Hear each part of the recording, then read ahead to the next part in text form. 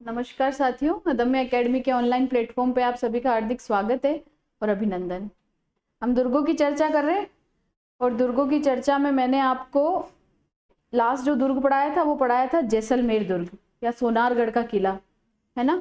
वो सारी इंपॉर्टेंट बातें भी बताई थी उसके अंदर मैंने आपको, और मैंने आपको बताया था कि वहाँ पर एक फेमस जो मंदिर है वो है लक्ष्मी नारायण जी का मंदिर। लक्ष्मी नारायण जी का मंदिर जो है वो जैसलमेर के भाटी वंश के क्या है, कुल देवता, क्या है, कुल देवता।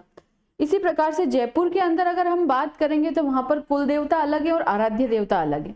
आराध्य के रूप में वहां पे गोविंद देव जी पूजे जाते हैं, पर अगर कुल देवता की बात करें तो अंबिकेश्वर महादेव पूछे जाते हैं। उन अंबिकेश्वर महादेव के नाम पर ही आमेर दुर्ग का नाम पड़ा। तो हम जो हमारा अगला जो दुर्ग है वो है आमेर दुर्ग। कौन सा दुर्ग है? आमेर दुर्ग। देखो आमेर दुर्ग,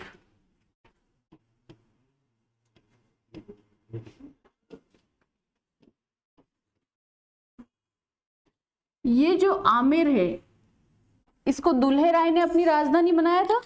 किससे जीतकर बनाया था? मीणाओं से जीतकर आमेर को क्या बनाया था? अपनी राजधानी बनाया था।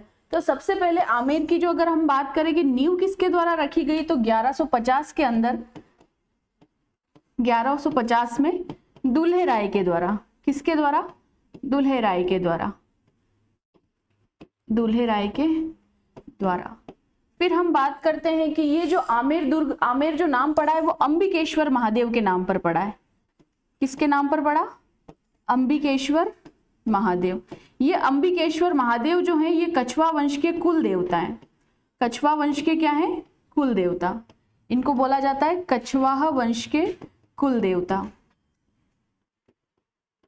कछवाहा वंश के कुल देवता। पर अगर हम इनके आराध्य देव की बात कर लें, जयपुर में जिस वंश ने शासन किया उसका नाम है कछवा वंश, और कछवा वंश के अगर आराध्य देव की अगर हम बात कर लें तो वो आराध्य देव जो हो जाएंगे वो हो जाएंगे गोविंद देव जी। गोविंद देव जी का मंदिर भी जयपुर के अंदर ही है। आराध्य देव कौन हो जाएंगे? गोविंद देव जी।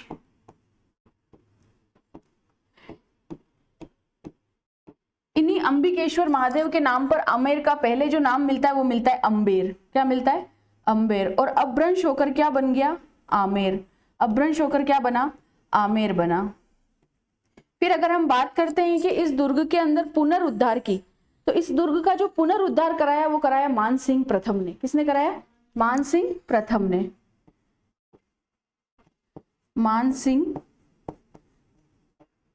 मानसिंह प्रथम द्वारा पुनरुद्धार। ये जो दुर्ग प्रसिद्ध है ये अपने महलों के लिए प्रसिद्ध है। इसकी प्रसिद्धि किस कारण से है? अपने महलों के कारण। इसकी प्रसिद्धि है महलों के कारण। इसकी प्रसिद्धि किस कारण से है? महलों के कारण। देखो विश्व के अंदर 3 ऐसी जगह है जो हाथी के लिए फेमस है। सबसे पहली जो जगह है वो है थाईलैंड के अंदर, दूसरी जो है वो है श्रीलंका के अंदर, और तीसरी जो है वो हमारे राजस्थान के जयपुर के करीब आमेर गांव के जो हाथी हैं वो सर्वाधिक क्या है? प्रसिद्ध है। तो ये जो गांव है वो किस लिए प्रसिद्ध है? हाथियों के लिए। विश्व में कौन से नंबर पर आता है? तो तीसरे नंबर पर। विश्व में कौन से नंबर पर है? तीसरे नंबर पर। तो विश्व में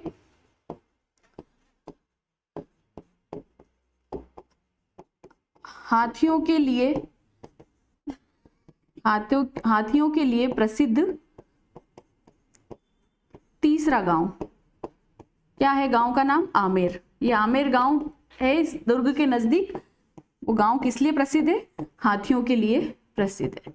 अब इस दुर्ग की और क्या क्या विशेषता है, इसके अंदर और कौन कौन से महल हैं और क्या क्या चीजें हैं इसके अंदर, उसकी बात अपन आगे करते हैं। तो इस दुर्ग का पुनरुद्धार किसने कराया? मानसिंह प्रथम ने। मानसिंह प्रथम ने ही यहाँ पर क्या बनाए हैं? महल बनाए। और ये जो महल है ये महल की प्रसिद्धि के कारण ही आमेर दुर्ग क्या है? सर्वाधिक प्रसिद्ध है। पर अगर आपको पूछ लिया जाए कि नींव किसने रखी, क्योंकि आमेर को जीता था दुल्हे राय ने, जो कि कछवा वंश के संस्थापक जिनको हम धोला राय के नाम से भी जानते हैं। उन्होंने क्या किया था? आमेर को मीणाओं से जीता और आमेर को अपनी राजधानी बनाया और यहाँ पर आकर नींव रखी। उसी के बाद में अंबिकेश्वर महादेव का मंदिर यहाँ पर मिलता है। इन अंबिकेश्वर महादेव के नाम पर ही इस दुर्ग का नाम क्या पड़ा? आमेर पड़ा। पहले अंबेर कहलाता था, अंबेर का अपभ्रंश होकर क्या बन गया? आमेर बन गया। यहाँ के जो इस कछवा वंश के कुल देवता कौन है? अंबिकेश्वर महादेव। पर अगर हम इनके आराध्य देव की बात कर ले तो आराध्य देव कौन है? गोविंद देव जी। आराध्य देव कौन है? गोविंद देव जी।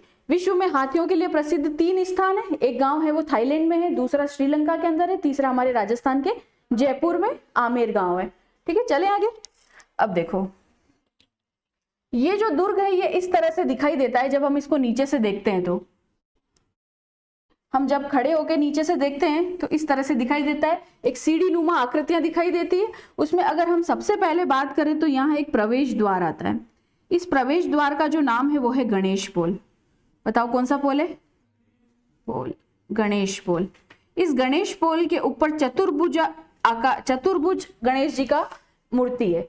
इस गणेश पोल के बारे में फर्ग्यूसन ने कहा है। क्या कहा है फर्ग्यूसन ने? फर्ग्यूसन ने कहा है कि इस पोल से सुंदर पोल मैंने कोई सा भी नहीं देखा। तो इस पोल से सुंदर कोई सा भी पोल नहीं है। इस पोल से श्रेष्ठ कोई पोल नहीं है।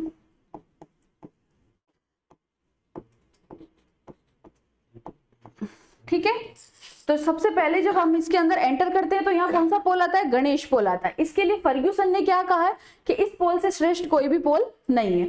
फिर आप जब इसके अंदर आगे जाते हैं तो यहाँ पर एक चौक दिखाई देता है। आपको क्या दिखाई देता है? एक चौक दिखाई देता है। ये जो चौक है वो कहलाता है जलेब चौक। कौन सा चौक कहलाता है? अच्छा, मैंने इसकी चर्चा पहले करी है जलेब चौक की। बताओ यहाँ किसका मंदिर है? शीला देवी का। मैंने बताया था आपको शीला देवी का मंदिर आमेर दुर्ग के जलेब चौक में। फिर आप जब इस जलेब चौक का मुख्य प्रवेश द्वार यहाँ पर जब जाते हैं इस दुर्ग के अंदर प्रवेश करने के लिए, तो यहाँ पर एक पोल आता है, वो है जय पोल। कौन सा पोल है? जय पोल। अब देखो इस जलेब चौक के अंदर क्या है? कछवा वंश की इष्ट देवी या आराध्य देवी। कछवा वंश की आराध्य देवी कौन है? कछवा वंश की आराध्य देवी शीला देवी। कौन है? शीला देवी। इन शीला देवी का मंदिर है। यहाँ पर किसका मंदिर है? जलेब चौक में किसका मंदिर है? शीला देवी का मंदिर है। और ये जो शीला देवी का मंदिर है इसकी मूर्ति जो लाए हैं वो कौन लाए हैं? मानसिंह प्रथम लेके आए। कहां से लेके आए? किसको हरा के लेके आए? केदार। ठीक है, शीला देवी की मूर्ति कहां से लाई गई है? तो बंगाल से लाई गई है। और इस मंदिर का निर्माण भी किसने कराया है? तो मानसिंह प्रथम ने कराया। इसका मंदिर का निर्माण किसने कराया है? मानसिंह प्रथम के द्वारा कराया गया। और देखो इसी जलेब चौक के अंदर एक मंदिर है जिसका नाम है जगत शिरोमणि मंदिर। कौन सा मंदिर है? जगत शिरोमणि मंदिर। ये जो जगत शिरोमणि मंदिर है, इस मंदिर के अंदर जो कृष्ण भगवान की मूर्ति है, वो जिस मंदिर में मीरा चित्तौड़गढ़ दुर्ग के अंदर पूजा किया करती थी, जब मानसिंह प्रथम का आक्रमण चित्तौड़गढ़ दुर्ग पे होता है तो वहां से श्री कृष्ण की मूर्ति कहां पर ले जाई जाती है? जगत शिरोमणि मंदिर आमेर ले जाई जाती है। जगत शिरोमणि मंदिर जो है, इस मंदिर का निर्माण कराया है मानसिंह प्रथम की पत्नी हुई है कनकावती। कौन हुई है? कनकावती। उनके पुत्र की याद में, उनका पुत्र जो था वो अल्पायु में उनकी क्या हो जाती है? मृत्यु हो जाती है। इसी कारण से उनकी पत्नी जो थी कनकावती, उन्होंने उसकी याद में किसका निर्माण कराया? जगत शिरोमणि मंदिर का निर्माण कराया। तो आप लिख सकते हैं कनकावती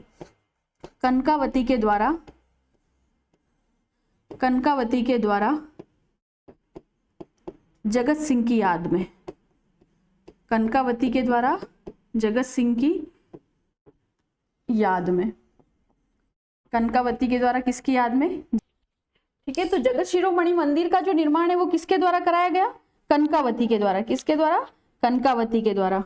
और किसकी याद में कराया गया? तो अपने पुत्र की याद में। पुत्र का नाम क्या है? जगत सिंह। उनकी मृत्यु अल्पायु में ही हो गई थी। ये जो मंदिर है ये एक और अन्य नाम से जाना जाता है, इसी को हम मीरा मंदिर भी कहते हैं।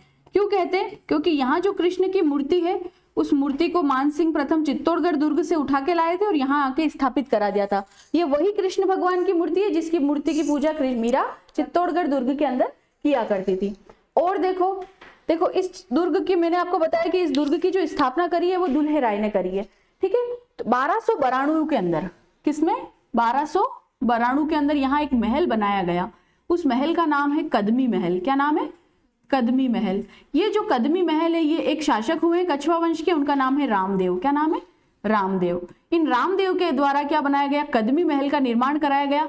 ये जो कदमी महल है ये कछवा वंश के शासकों का यहाँ पर क्या होता था? राज तिलक होता था। ये प्रश्न आया हुआ है, कछवा वंश के शासकों का क्या है? राज तिलक। देखो दो चीजें हैं, एक तो यहाँ पर ये तो है आपका कदमी महल, इस कदमी महल के अंदर तो कछवा वंश के शासकों का राज तिलक होता है ना। और एक और है घेटोर की छतरियां। क्या है? घेटोर की छतरियां, वो कछवा वंश का शाही शमशान स्थल है। क्या है? शाही शमशान स्थल, जो कि नाहरगढ़ के नजदीक है। तो अगर आपको पूछ लिया जाए कदमी महल जहां पर राज अभिषेक होता था, वो तो कहां पर है? आमेर दुर्ग के अंदर। कहां पर है? आमेर दुर्ग के अंदर। पर अगर घेटोर की छतरियां पूछ ली जाए, जो कि शमशान स्थल है, वो कहां पर है? नाहरगढ़ दुर्ग के करीब है। तो ये कदमी महल जो बनाया, ये किसने बनाया? रामदेव ने बनाया। कब बनाया? 1292 के अंदर। तो यहाँ पर क्या होता था? कछवा वंश के शासकों का राज तिलक होता था। अच्छा, मेहरानगढ़ जोधपुर के शासकों का राज तिलक कहां पर होता है? श्रृंगार चौवरी में। कहां पर होता है? श्रृंगार चौवरी के अंदर। एक और श्रृंगार चौवरी कहां पर स्थित है? चित्तौड़गढ़ दुर्ग के अंदर, जिसके अंदर क्या हुआ था? रमाबाई का विवाह हुआ था। क्या हुआ था? रमाबाई का विवाह हुआ था। और ये जो कदमी महल है, यहाँ पर क्या होता है? कछवा वंश के शासकों का क्या होता है? राज तिलक होता है। अब देखो यहाँ पर कुछ कुछ फेमस महल है। उससे पहले एक छोटी मोटी बात और बता देती हूँ। ये जो दुर्ग है, इस दुर्ग की तलहटी में एक झील है। इस दुर्ग की तलहटी में क्या है? एक झील है। उस झील का नाम है माउठा झील। कौन सी झील है? माउठा झील। इस माउठा झील के अंदर क्या होता है? क्यारी बनी हुई है। क्या बनी हुई है? एक क्यारी बनी हुई है। और इस क्यारी के अंदर केसर उगाई जाती है। क्या उगाई जाती है? केसर उगाई जाती है। और इस केसर की खुशबू जो है वो पूरे आमेर दुर्ग को सुगंधित करती है। तो अगर आपसे पूछ लिया जाए कि जो आमेर दुर्ग है वो किस दुर्ग, इस दुर्ग की तलहटी में कौन सी झील है, तो कौन सी झील है? माउठा झील है। कौन सी झील है? माउठा झील है। यहाँ पर कौन सी क्यारी है? तो केसर क्यारी है। फिर देखो आप, इसके बाद में अगर अपन आगे बात करते हैं, तो आगे देखो कि यहाँ पर कुछ फेमस महल हुए हैं। उस महलों में देखो, एक सबसे पहला है दीवाने आम। क्या है? दीवान ए आम। पहले मैं नाम बता देती हूँ, फिर मैं इनका डिस्क्रिप्शन बता दूंगी। दीवान ए आम, महलों के प्रमुख नाम क्या है? एक तो है दीवाने आम, एक है दीवाने खास। क्या है? दीवान ए खास। दीवान ए खास। उसके अलावा एक है आपका सौभाग्य मंदिर। क्या है? सौभाग्य मंदिर, या सुहाग मंदिर भी इसका नाम मिलता है कहीं पे, सौभाग्य या सुहाग मंदिर। एक है सुख महल। क्या है? सुख महल। सुख महल के अलावा एक और है यश महल। सुख महल के अलावा क्या है? एक और यश महल।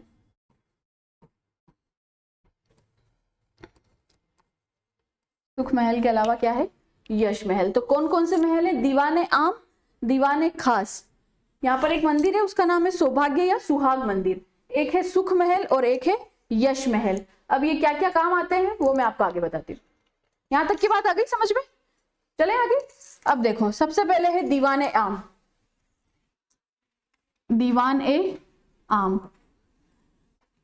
आम का मतलब क्या होता है? कोई साधारण, है ना। आम का मतलब क्या है? साधारण, खाने वाला आम नहीं। आम का मतलब क्या है? साधारण। जैसे जो व्यक्ति साधारण होंगे, तो ये बहुत आम है। आम है मतलब लोग साधारण है ना, तो नॉर्मल है। तो ये बोलते कि दीवाने आम। तो ये क्या होता था कि यहाँ पर राजा क्या करता था? न्याय किया करता था। क्या किया करता था? न्याय किया करता था। और ये जो स्थल है वो किस काम में आता था? राजाओं के न्याय के काम में आता था। तो राजाओं के न्याय में, राजाओं के न्याय करने में प्रयुक्त महल, करने में प्रयुक्त महल। यानी कि यहाँ पर राज दरबार लगा करता था। क्या लगा करता था? राज दरबार लगा करता था। राज दरबार लगता था। क्या लगता था? यहाँ पर राज दरबार लगता था। फिर है दीवाने खास। दीवान ए खास। दीवाने खास का मतलब है कि ये जो है राजाओं का निवास स्थल हुआ करता था। ये क्या है? राजाओं का निवास स्थल। राजाओं का निवास स्थल। ये क्या है? राजाओं का निवास स्थल। एक मैंने आपको बताया सुहाग मंदिर या सौभाग्य मंदिर। क्या बताया? सुहाग मंदिर। और एक मैंने आपको बताया यश महल। क्या बताया? यश महल। देखो, ये जो दोनों महल है ना, इसमें रानियां निवास करती थी। इन दोनों महलों में कौन निवास करती थी? रानियां निवास करती थी। पर सुहाग मंदिर जो है, अगर इस महल में रानियां निवास कर रही तो इससे तो दीवाने आम वहां से सीधा दिखता था। पर अगर रानियां का निवास स्थल जब यश महल होता था तो वहां से कौन सा स्थल दिखता था? दीवाने खास दिखता था। यानी कि वो गतिविधियों पर ध्यान रखती थी। स्त्रियां क्या करती? गतिविधियों पर ध्यान रखती। पर अगर मान लो कि इस मंदिर के अंदर, इस महल के अंदर वो निवास कर रही हैं रानियां, तो यहां से क्या दिखता था? रानियों को दीवाने आम दिखता था। रानियों को दीवान ए आम की गतिविधियां पता चलती थी। दीवाने आम की गतिविधियां पता चलती थी। और यहां से जो है वो रानियों को दीवाने खास की, रानियों को दीवान ए खास की गतिविधि पता चलती थी।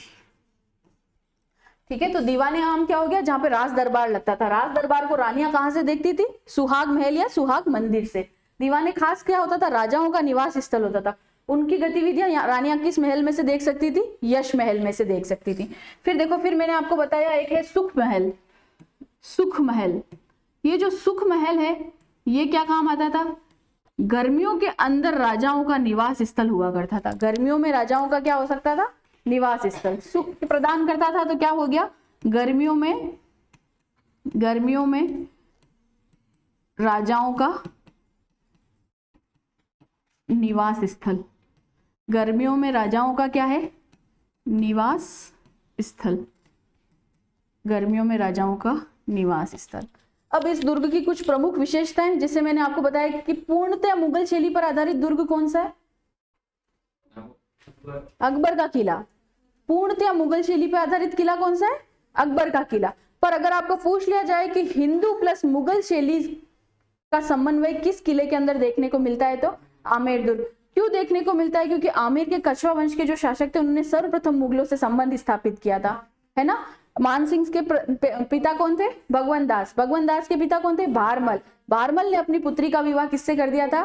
मुगल में अकबर के साथ में विवाह किया था। इसी कारण से इस दुर्ग के ऊपर हिंदू प्लस मुगल शैली का प्रभाव देखने को मिलता है। तो इस दुर्ग की विशेषता क्या है? हिंदू प्लस मुगल शैली में, हिंदू प्लस, पर अगर केवल मुगल शैली आ जाती है तो कौन सा दुर्ग हो जाएगा? अकबर का किला।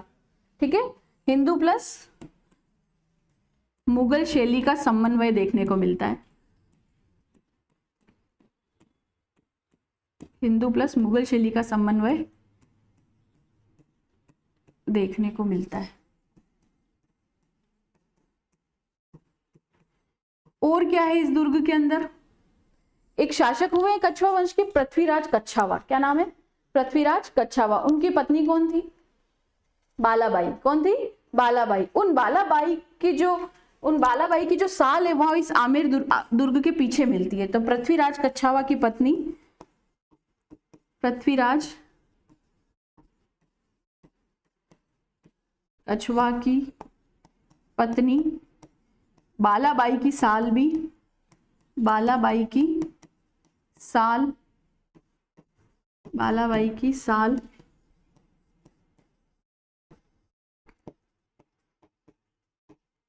आमेर के महलों के पीछे स्थित है।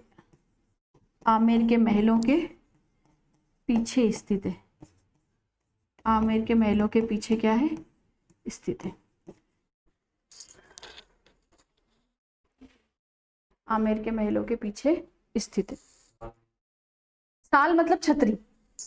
हाँ, साल मतलब क्या है? छतरी।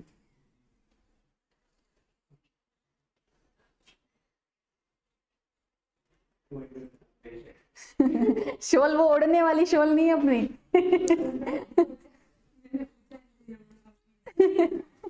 साल का मतलब छतरी। छतरी बोल लो, स्मारक बोल लो, साल मिलती है। तो एक बार पीछे से वापस बता देती हूँ मैं आपको इस दुर्ग की प्रमुख विशेषताएं क्या क्या है। तो देखो, आमेर दुर्ग की जो नींव रखी है वो रखी है दुल्हे राय ने। कब रखी है? 1150। किससे जीता था आमेर को? तो मीणाओं से जीता था। मीणाओं से जीतकर यहाँ पर नींव रखी। यहाँ पर अंबिकेश्वर महादेव का मंदिर मिलता है। इन्हीं के नाम पर इसका नाम क्या पड़ा, आमेर दुर्ग पड़ा। यहाँ के जो ये जो अंबिकेश्वर महादेव है ये कछवा वंश के क्या है, कुल देवता। पर आराध्य देव की बात कर लेंगे तो क्या हो जाएगा, गोविंद देव जी। इसी प्रकार से कुल देवी कौन है, कुल देवी कौन है, जमवाय माता, हाँ बुढ़वाय माता या जमवाय माता। और अगर आराध्य देवी की बात कर लिया जाए, शीला देवी। और शीतला देवी अलग है, वो भी जयपुर में ही है, चाकसू के अंदर, पर वो अलग है, ठीक है। आराध्य देव कौन हो जाएंगे, गोविंद देव जी। पर अगर हम बात करें कि इस दुर्ग का मुख्य निर्माता कौन कहलाता है, तो वो कहलाता है मान सिंह प्रथम। मान सिंह प्रथम ने यहाँ पर एक जैसे 16 महल भी बनाए। एक और इंपॉर्टेंट बात लिख लो, एक जैसे 16 महल बनाए। एक जैसे 9 महल कहां पर है, नाहरगढ़ दुर्ग के अंदर। कहां पर है, देखो याद रखना, एक जैसे 16 महल तो है आमेर दुर्ग के अंदर, और एक जैसे 9 महल है नाहरगढ़ दुर्ग के अंदर। तो एक और इंपॉर्टेंट बात यहाँ पे क्या लिख सकते हो आप, एक जैसे 16 महल, अपनी रानियों के लिए एक जैसे 16 महल बनवाए मान सिंह ने। आगे लिख लेते हैं, मान सिंह ने बनवाए, वो माधो सिंह ने बनवाए, ठीक है। नाहरगढ़ वाले किसने बनाए, माधो सिंह ने। ये वाले किसने बनाए, मान सिंह प्रथम ने अपनी रानियों के लिए, अपनी रानियों के लिए एक जैसे, हाँ एक जैसे 16 महल बनाए। 8 एक तरफ है और 8 एक तरफ है, 16 महल बनवाए। यहां पर एक शीश महल है, क्या है, यहाँ पर एक शीश महल है जो कि राजस्थान का सबसे सुंदर शीश महल है। लिख लो, राजस्थान का सबसे सुंदर शीश महल, सबसे सुंदर शीश महल। शीश महल और भी जगह है राजस्थान के दुर्गों में, पर अगर कहा जाए कि राजस्थान का सबसे सुंदर शीश महल कहाँ है, तो वो है आमेर दुर्ग के अंदर। सुंदर शीश महल आमेर दुर्ग में।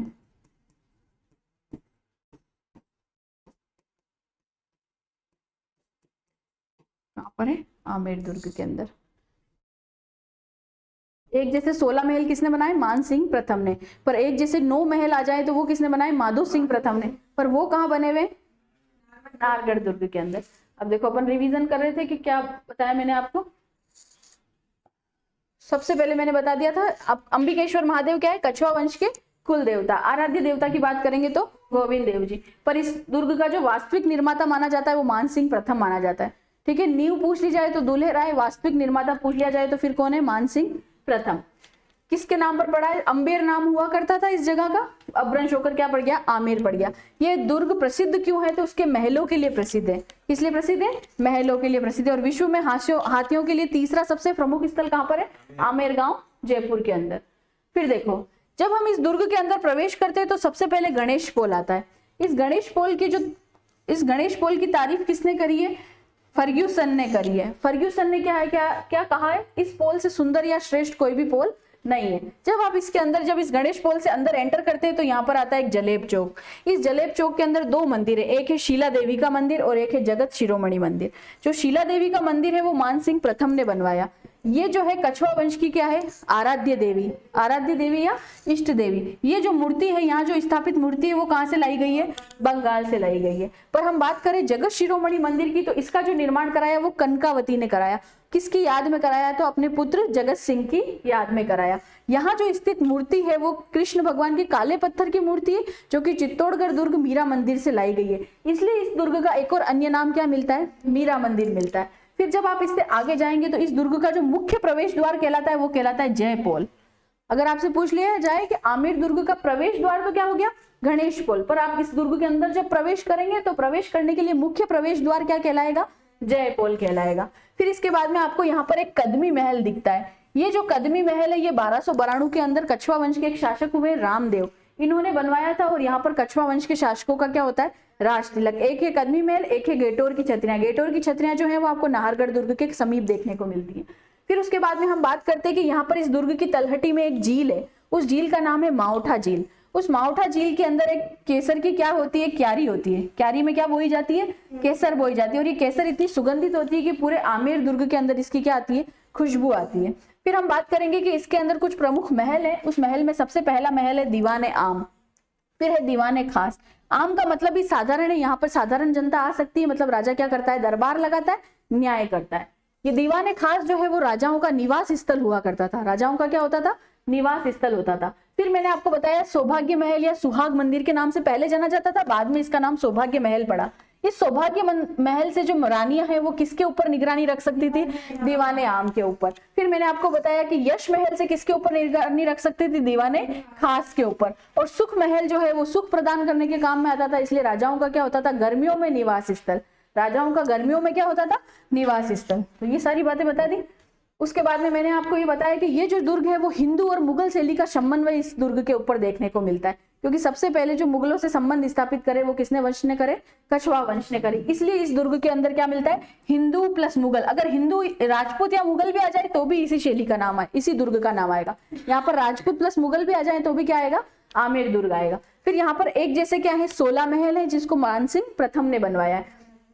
पृथ्वीराज कछवाह की पत्नी हुई है बालाबाई। उन बालाबाई की साल जो है वो कहाँ पर है? इस दुर्ग के इन महलों के पीछे स्थित है। फिर मैंने आपको बता दिया मानसिंह प्रथम ने अपनी रानियों के लिए एक जैसे 16 महल बनाए, 8 एक तरफ है और 8 एक तरफ है। इसके लिए कहा जाता है कि यहाँ राजस्थान का सबसे सुंदर शीश महल स्थित है। राजस्थान का सबसे सुंदर शीश महल कहाँ स्थित है? आमेर दुर्ग के अंदर। तो अब इससे आगे जो हम पढ़ेंगे दुर्ग वो पढ़ेंगे नाहरगढ़ और जयगढ़। इसकी चर्चा नेक्स्ट क्लास में करते हैं।